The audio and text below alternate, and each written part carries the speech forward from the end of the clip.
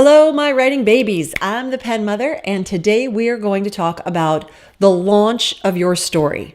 Specifically, something I call the dividing line. The dividing line in a story usually comes after the setup. You need to set up your character's world before, because the dividing line separates that world from the rest of your story. Some people call the dividing line the key incident or the catalyst, and I like both of those terms, but I've always been a little confused by them, like how to execute catalyst or key incident or inciting incident. So I came up with dividing line because for me, anyway, it's the most clear and strong way to describe what's happening at the launch of your story. It's also a thing that happens to real people in real life. You can ask anyone what their dividing line is, and they will probably be able to tell you. We know in our bones what a dividing line moment is. It's that moment when your old life ends and your new one begins, whether you're ready for it or not. It's the moment when whatever happened before becomes different from whatever happens next. It is the wall in your life that once you've been pushed through it, the entrance seals up and you can never, ever, ever go back, no matter how badly you want to. Life is made up of dividing lines. If you're a parent, then you know that the birth or adoption of your first child is one of the biggest dividing lines.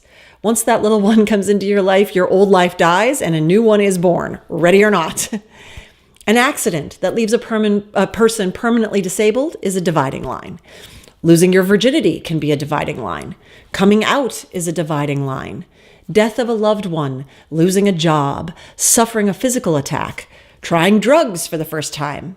All of these can be dividing lines as long as they create a change in a person so significant that they never, ever, ever go back to their old life. I've had two big dividing lines in my life. One was the birth of my son, obviously, and it was so profound and changed me so much that I couldn't tell you what my days were like pre-kid. All I can tell you is that before he was born, I didn't floss very much because now I floss every day to set a good example. The other dividing line in my life was when I was 19 years old, home from college on winter break, and my father suggested that we go for a drive. As we were winding down Fallbrook Road, he told me he was gay and that he and my mother were getting a divorce. They had been married for 28 years. I remember everything about that moment. I remember how cold it was. I remember the jacket I was wearing. I remember that I was looking at the glove box, which was maroon, when he said the words, "I'm gay." I knew that my parents had been having problems, but I distinctly remember being relieved that the reason for their troubles was something that neither of them could control. It gave me the out of not having to blame either of them. I could still love them both. I wouldn't have to choose sides.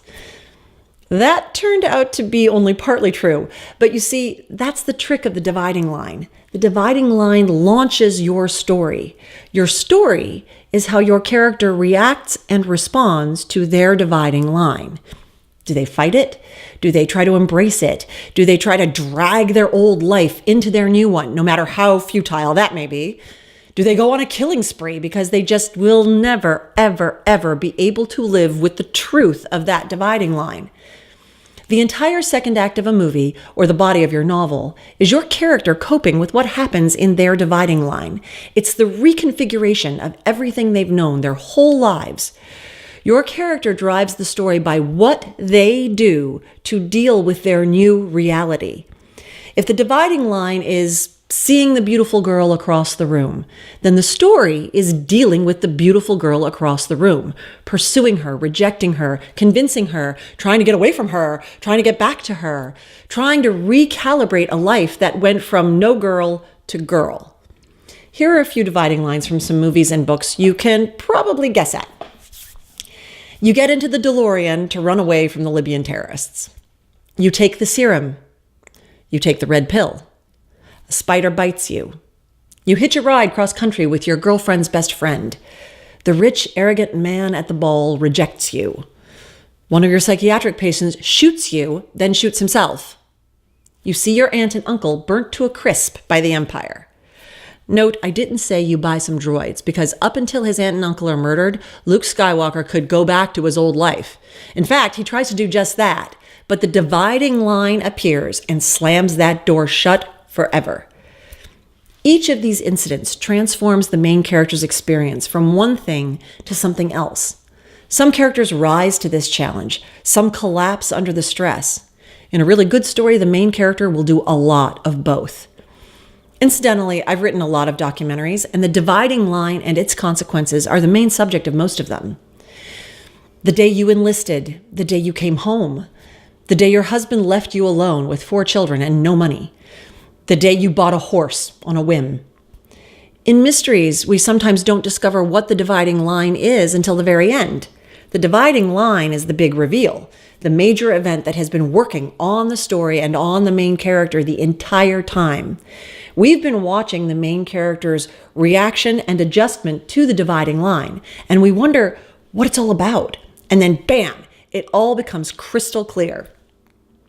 In future episodes, we'll talk about how the dividing line changes your character and creates the final resolution of your story. Yeah, I know, big subject. But for now, I want you to do this exercise. What are your dividing lines? Write them down. What are the moments in your life that pushed you from one state to another? Maybe you didn't even realize the importance of the moment until many years later, or maybe the gravity of it hit you right away.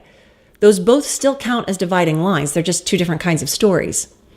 Also, if you're inclined, this is a great question at parties. Ask people what their dividing line is. What happened in their life that, in retrospect, put them on a completely different path? You will get the most amazing answers. People will also think you are a brilliant conversationalist. Remember, the setup is life before the dividing line. In fiction and in life, the real story is what happens after you've crossed it.